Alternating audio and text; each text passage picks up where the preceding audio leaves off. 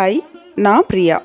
Law of attraction இதை use பண்ணி நீங்கள் உங்களுக்கு பிடிச்ச வாழ்க்கையை ரொம்ப சூப்பராக வாழ்கிறதுக்கு நீங்கள் எந்த மாதிரியான மைண்ட் செட்டில் இருக்கணும் அப்படிங்கிறதுக்கு உண்டான கிளாஸஸ் நான் எடுத்துகிட்ருக்கேன்.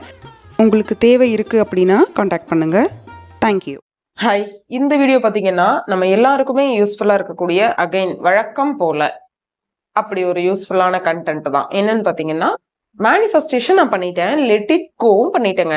இதுக்கப்புறம் பண்றதுக்கு ஏதாவது இருக்குதா, இல்லை நான் வந்துட்டு என்ன பண்ணலாம், எல்லாமே என்னோட ஆசை சார்ந்து நான் எல்லாமே பண்ணிட்டேன்.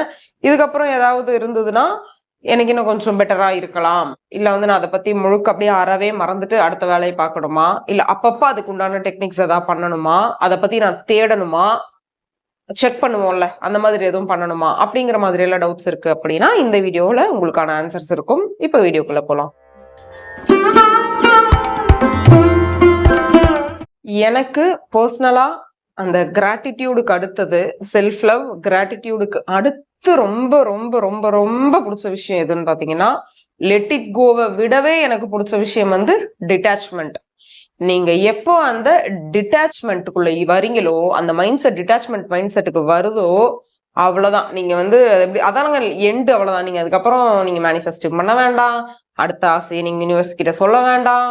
நீங்க பாட்டுக்கு உங்களுக்கு எப்படி தோணுதோ சந்தோஷமா நீங்க பாட்டுக்கு வாழ்ந்துட்டு இருக்கலாம். புரியுதுங்களா? அவ்வளோ ஈஸியான ஒரு விஷயம் அது. ஆனா அவ்வளோ ஈஸியா நமக்கு வாய்க்க பெறுமான்னு கேட்டா கொஞ்சம் டைம் எடுக்கும். ஏன்னா வந்துட்டு இவ்வளோ நாள் நம்ம எல்லாத்தையுமே ஒரு ஹோல்டு பண்ணி வச்சுட்டு இருந்திருக்கோம்.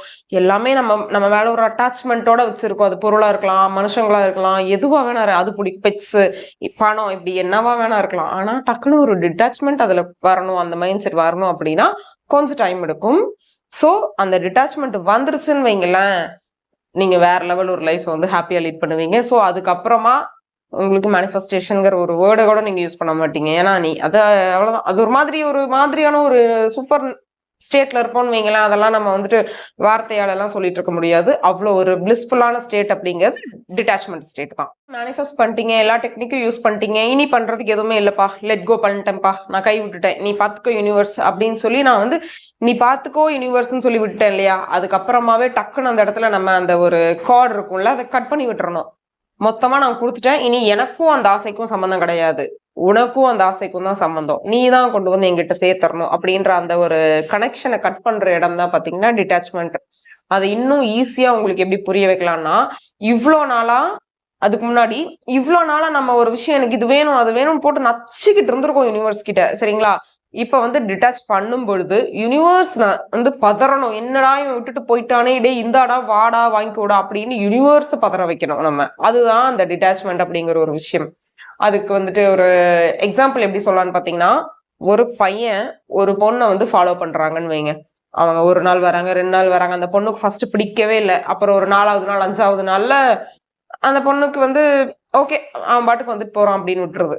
ஒரு 7, 8ல அந்த பொண்ணுக்கும் லைட் டச்சா நம்ம பின்னாடி வரானே அப்படின்னு வந்து ஒரு மாதிரி அந்த பொண்ணுக்கும் ஒரு குட்டியா ஹாப்பியா இருக்கு.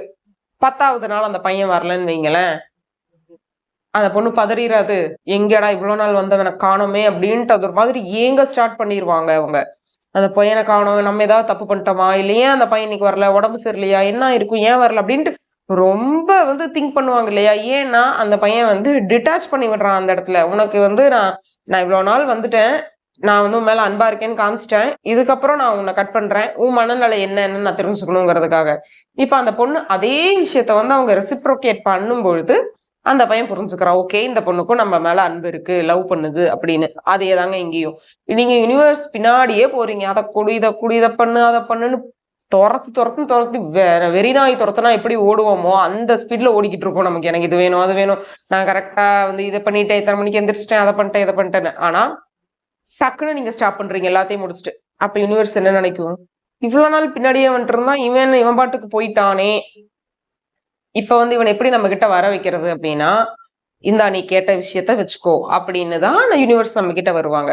ஆனா இது வந்து நான் சொல்றதுக்கு எவ்வளவு ஈஸியா இருக்கு இல்லையா? யூனிவர்ஸ் பதறணும் அப்படின்னா நீங்க எந்த அளவுக்கு உண்மையா உங்களோட மேனிஃபெஸ்டேஷன் ப்ராசஸ் இருந்திருக்கணும்னு யோசிங்க.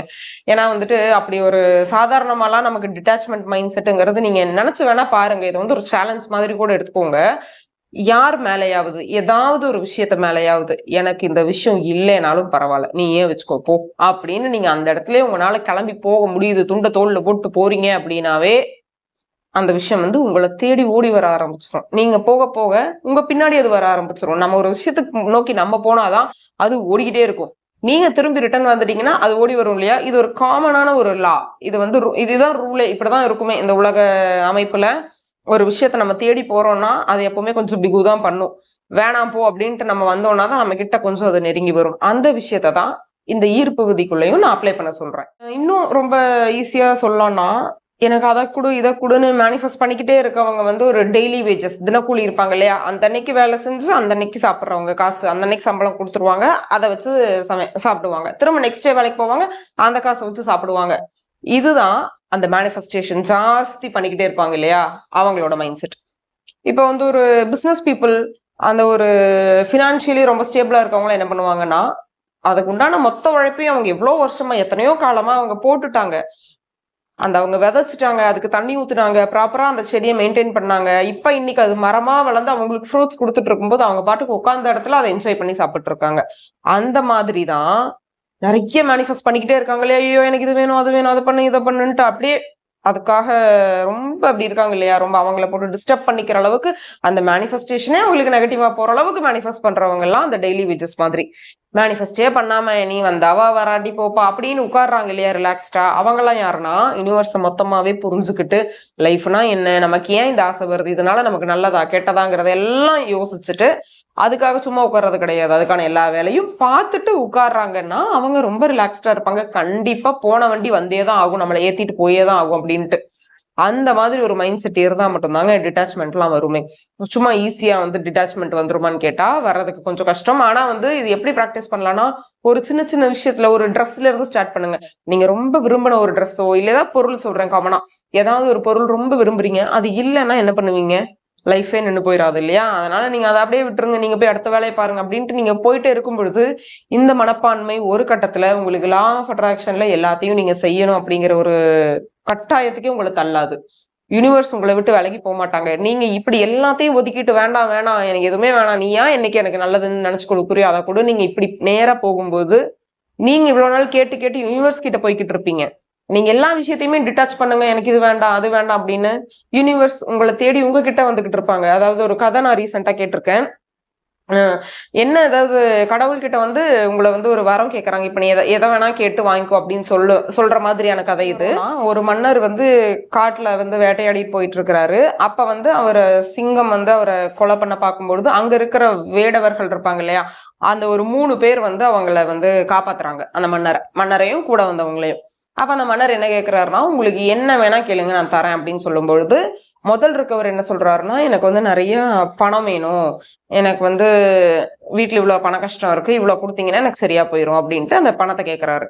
2வது இருக்கவர் என்ன கேட்கிறாருன்னா, நகைகள் எனக்கு நிறைய வேணும், எனக்கு வந்து வீட்டுல ஒய்ஃப் இருக்கிறாங்க, தங்கச்சி அக்கா இப்படி நிறைய பேர் இருக்காங்க, எனக்கு நகையெல்லாம் கொடுத்தீங்கன்னா நான் அவங்களுக்கு கொண்டு போய் கொடுத்துருவேன் அப்படின்ற மாதிரி 2 பேரும் கேட்டு வாங்கிக்கிறாங்க. 3வது இருக்கவர் என்ன கேட்கிறாருன்னா, நீங்க என் கூடவே வந்துடணும், நீங்க எப்பவுமே எங்கிட்டயே என் வீட்லயே என் கூடவே நீங்க எப்பவுமே இருக்கணும் அப்படின்ற மாதிரி கேட்கிறாரு. மன்னர் வந்துட்டு ஓகேன்னு சொல்லிடுறாரு. இப்ப இந்த கதையில நமக்கு என்ன தெரியும்னா, மன்னர் ஆட்டோமேட்டிக்கா அந்த பையன் அவரோட வீட்டுக்கு போயிட்டாருன்னா, மன்னர் வாழ்றதுக்கான ஒரு செட்டப்பா அந்த வீட்டுல கண்டிப்பா கொண்டு வந்துருவாங்க, ரோடு கொண்டு வந்துருவாங்க அந்த ஊருக்கு. அதுக்கப்புறம் எல்லா ஃபெசிலிட்டியுமே கிடைச்சிரும் இல்லையா? அதே மாதிரிதான் அந்த யூனிவர்ஸ் கிட்ட வந்து நீயே என் கூட வந்துரு, இறைவனா இருக்கிறாரா, நீ என் கூட இரு, எப்பவுமே நீ என் கூட இரு, அது வேணும் இது வேணும்னே கேட்காம எனக்கு நீ எப்பவுமே இரு, நீ என்ன கஷ்டத்தை வேணா கொடு, எனக்கு பிரச்சனையே இல்லை, நான் அனுபவிக்கிறது நான் தானே, என் கூட சேர்ந்து நீயும் தான் அனுபவிப்ப அப்படிங்கிற ஒரு ரேஞ்சில் யார் இருப்பாங்கன்னா அந்த டிட்டாச்மெண்ட்டுங்கிற மைண்ட் செட் இருக்கவங்களால மட்டும்தான் இருக்க முடியும். நீங்க யோசிச்சு பாருங்களேன், ஒரு விஷயத்த நீங்க தேடி ஓடுறது ரொம்ப ஒரு மாதிரி இருக்கும். இதுவே நம்மளை தேடி எல்லாம் ஒரு விஷயம் வருது அப்படின்னா அப்படியே ஒரு கெத்தா உட்காந்துருப்போம் இல்லையா? அப்படி வரக்கூடிய விஷயம் எதுனா நம்மளை தேடி இறைவன் வருவாங்க, நம்ம யூனிவர்ஸ் சொல்றோம் இல்லையா, லா ஆஃப் அட்ராக்ஷன் யூனிவர்ஸ், அந்த பிரபஞ்சமே நம்ம கிட்ட தேடி வருவாங்க. என்னடா இந்த பிள்ளை எதுவுமே கேட்க மாட்டேங்குது அப்படின்னுட்டு. ஸோ இந்த ஒரு டிட்டாச்மெண்ட் மைண்ட் செட்டுக்கு வந்துட்டீங்கன்னா உங்களுக்கு மேனிஃபெஸ்டேஷன் தேவைப்படாது. ஆனாலும் எடுத்தோன்னா நீங்க டிட்டாச்மெண்ட் ப்ராக்டிஸ்லாம் கூட பண்ண வேண்டாம். இப்போ என்னெல்லாம் பண்ணிட்டு இருக்கீங்களோ அதை அப்படியே பண்ணுங்க. ஒரு விஷயமா முடிய உங்களுடைய லைஃப் அதுக்கு சூழ்நிலைக்கு தகுந்த மாதிரி நான் சொன்ன விஷயம் எங்கேயாவது உங்களால் இம்ப்ளிமெண்ட் பண்ண முடியுதுன்னா பண்ணி பாருங்க. கண்டிப்பா இந்த வீடியோ உங்களுக்கு யூஸ்ஃபுல்லா இருக்கும் நம்புறேன். தேங்க்யூ.